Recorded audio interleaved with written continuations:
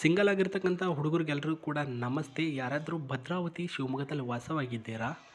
So ನೋಡಿ, ಸುಷ್ಮಾ ಅಂತಕ್ಕಂಥ ಹುಡುಗಿನ ನೋಡೇ ಇರ್ತೀರ. ಎಲ್ಲಂದರೆ ಸ್ಟೀಲ್ ಅಂಗಡಿನಲ್ಲಿ ಸಹಾಯಕಿಯಾಗಿ ಹೆಲ್ಪರ್ ಮಾಡ್ತಾ ಇದ್ದಾರೆ. ಎಲ್ಲಿ ಅಂದರೆ ಭದ್ರಾವತಿಯಿಂದ 2 ಕಿಲೋಮೀಟರ್ ಒಂದು ಹಳ್ಳಿನಲ್ಲಿ ಇಲ್ಲಿ ಒಂದು ಸ್ಟೀಲ್ ಅಂಗಡಿ ಇದೆ.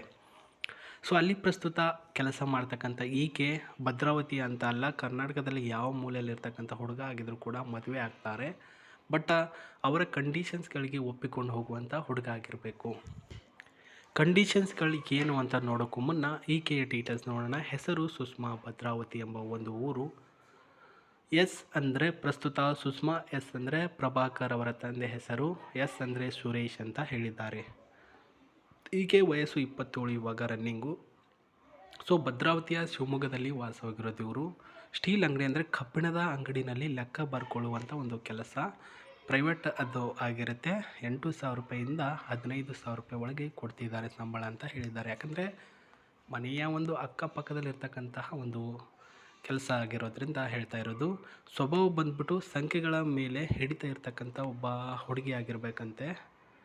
ಸೊ ರೆಸ್ಪಾನ್ಸಿಬಿಲಿಟಿ ಸ್ವಲ್ಪ ಜಾಸ್ತಿ ಇದೆ ಈಕೆಗೆ. ಅಂದರೆ ಮನೆ ನೋಡ್ಕೊಳ್ಬೇಕು, ಮನೆತನ ನೋಡ್ಕೊಳ್ಬೇಕು, ನನ್ನ ತಂದೆ ತಾಯಿಯವ್ರನ್ನ ಚೆಂದ ನೋಡ್ಕೊಳ್ಬೇಕು, ಈ ರೀತಿ ವಿಚಾರಗಳು ಸ್ವಲ್ಪ ಜಾಸ್ತಿ ಈಕೆಗೆ.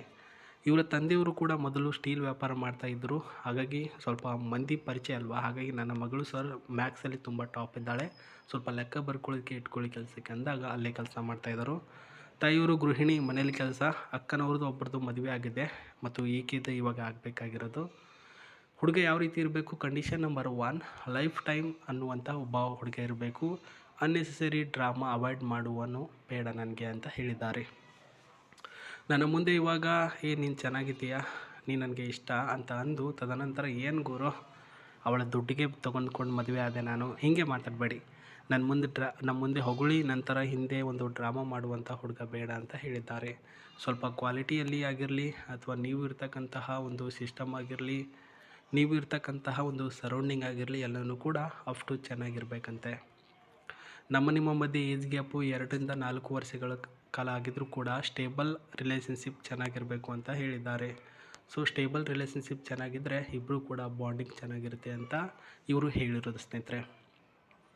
ಇವರು ಏನಂದರೆ ತಾಳ್ಮೆ ಸ್ವಲ್ಪ ಜಾಸ್ತಿ ಇದೆ ಮತ್ತು ಒಳ್ಳೆಯ ಒಂದು ನಾನೇ ಅನ್ನಬೇಕು ಅನ್ನೋ ರೀತಿಯಲ್ಲಿ ಅಹಂಕಾರ ಇಲ್ಲ ಇವ್ರಿಗೆ.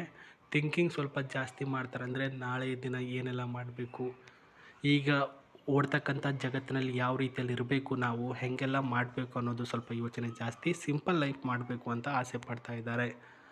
ಹುಡುಗ ನೋಡೋದಕ್ಕೆ ಕನ್ನಡ ಬರಬೇಕು, ನೋಡೋದಕ್ಕೆ ಚೆಂದ ಇರಬೇಕು ಆ್ಯಂಡ್ ಸ್ಟ್ರಾಂಗ್ ಲೈಫ್ ನಂಬಿರಬೇಕು ಅಂತ ಹೇಳಿದ್ದಾರೆ. ಜೊತೆಗೆ ಕನ್ನಡ ಬರುತ್ತಲ್ವ ನಿಮಗೆ, ಕರ್ನಾಟಕದಲ್ಲಿ ವಾಸವಾಗಿರಬೇಕು. ಯಾವ ಜಿಲ್ಲೆಯವನಾಗಿದ್ದರೂ ಕೂಡ ಪರವಾಗಿಲ್ಲ. ಜಾತಿ, ಮತ, ಪಂಥ ಇವೆಲ್ಲನೂ ಕೂಡ ಬಿಟ್ಟು ಬಿಡಬೇಕು ಅಂತ ಹೇಳಿದ್ದಾರೆ.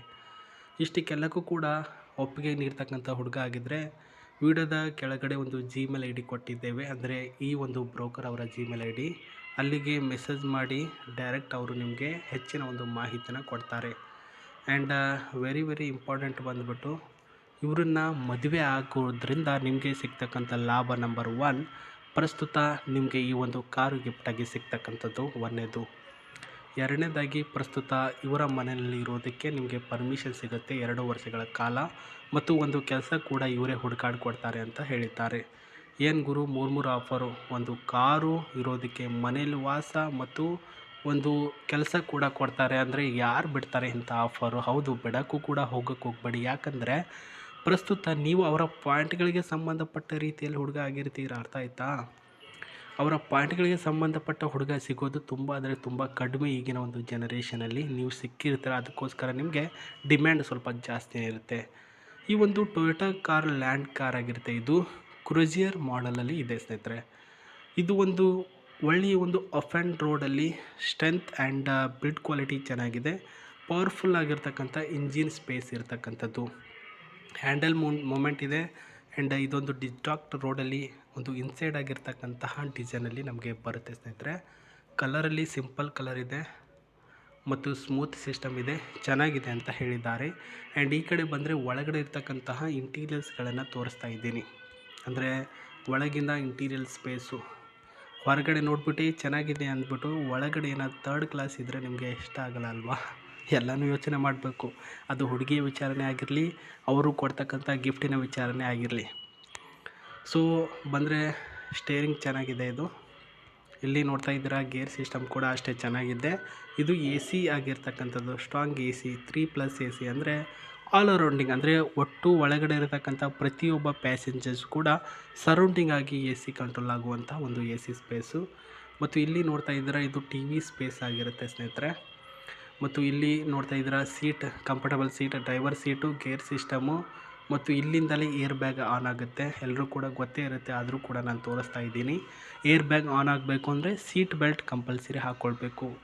ನೀವೇನಾದರೂ 150 ಸ್ಪೀಡಲ್ಲಿ ಹೋಗಬೇಕು ಅಂದರೆ ಸೀಟ್ ಬೆಲ್ಟ್ ಕಂಪಲ್ಸರಿ ಹಾಕ್ಕೊಳ್ಳೇಬೇಕು ಅಂತ ಇದರಲ್ಲಿ ರೂಲ್ ಇದೆ ಸ್ನೇಹಿತರೆ.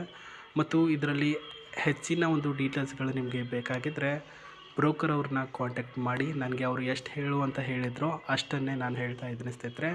ಬ್ರೋಕರ್ ಅವ್ರನ್ನ ಕಾಂಟ್ಯಾಕ್ಟ್ ಮಾಡಿದಾಗ ಹೆಚ್ಚಿನ ಡೀಟೇಲ್ಸ್ಗಳನ್ನು ನಿಮಗೆ ಕೊಡ್ತಾರೆ ಅವರು. ಒಳ್ಳೆಯದಾಗಲಿ, ಆದಷ್ಟು ಬೇಗ ನಿಮಗೂ ಕೂಡ ಕಂಕಣ ಭಾಗ್ಯ ಕೂಡಿ ಬರಲಿ. ಸೊ ಅವ್ರನ್ನ ಮದುವೆ ಆದರೆ ಒಳ್ಳೇದು ಆದರೆ ನನಗೆ ಹೇಳಿ, ಸ್ವಲ್ಪ ಏನಾದರೂ ಸ್ವೀಟು ಅಂತ ಕೊಡೋರಂತೆ. ಸೊ ನಮಸ್ತೆ ಸ್ನೇಹಿತರೆ, ಮತ್ತೆ ನಾನು ನಿಮಗೆ ಸಿಗ್ತೀನಿ. ಬಾಯ್.